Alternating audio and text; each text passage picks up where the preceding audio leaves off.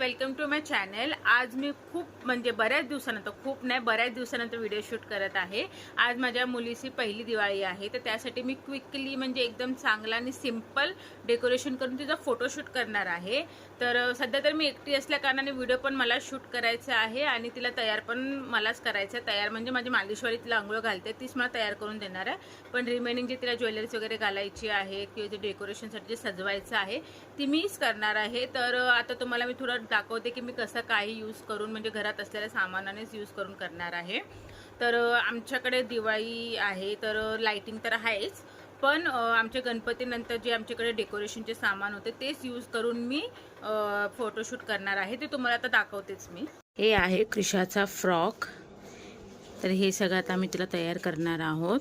लवकरात लवकर सगळं तयार करून आम्ही तिला मग फोटोशूटसाठी रेडी करणार। ती अंघोळ करते तोपर्यंत मी बाकीची तयारी करून घेते। या पिशवीत सगळं गणपतीचं डेकोरेशनचं सामान आहे, तेच मी थोडं यूज करून ते डेकोरेशन करणार आहे। मी एक सिंपलसा कपडा हातरला आहे, त्याच्यावरती मी बदामाने फर्स्ट दिवाळी क्रिशाच फर्स्ट दिवाळी करून लिहिणार आहे।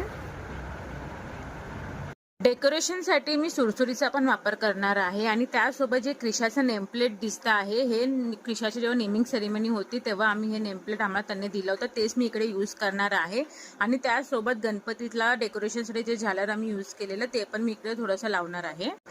डेकोरेशनच्या अवतीभोवती मी लाईटीचा वापर केला, जे तुम्हाला आता माझी मालिशवाली माझ्या मुलीला तयार करत आहे। आता तिला चांगलासा मस्त फ्रॉक वगैरे घालून टिक्का वगैरे लावून तिला तयार करून मला हँडओव्हर करणार आहे। तर आता त्यानंतर मी फोटोशूटला तिला घेऊन जाणार आहे।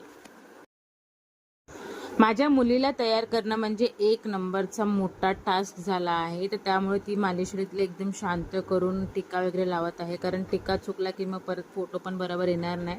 म्हणजे तिला हळूहळू शांत करून मग टिक्का वगैरे लावून फ्रॉक वगैरे घालून मला देणार आहे।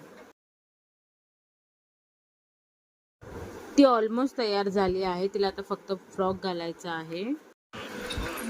आता मी तिला पायात पैंजण, हातात कडी आणि गळ्यात चेन टाकून तिला रेडी करणार आहे आणि एक सुंदरसा टोपी बांधणार आहे।